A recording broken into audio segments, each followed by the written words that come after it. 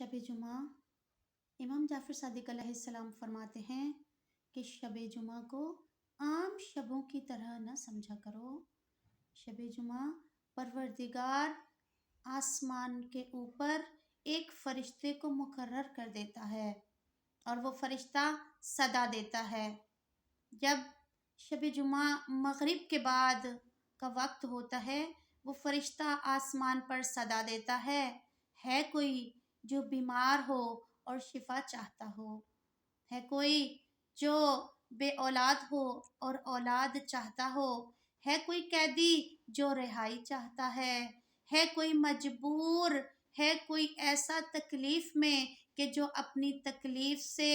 आज़ादी चाहता है कोई ऐसा कि जो दुनिया के रंजो अलम से निकलना चाहता है। आज परवरदिगार आलम ने अपनी रहमतों के दरवाजे को खोल दिया और ये फरिश्ता एक दो बार नहीं कहता, बल्कि 24 घंटे शब जुमा से लेके अगली मगरिब तक 24 घंटे ये फरिश्ता आसमान पर निदाएं देता रहता है और बंदाए मोमिन को पुकार पुकार के कहता है कि तेरे रब ने तेरे लिए रहमत के दरवाजे खोल दिए। अजीजान, इन सातों को कमतर न समझें। परवरदिगार अगर सारा हफ्ता आपकी कोई दुआ पूरी नहीं होती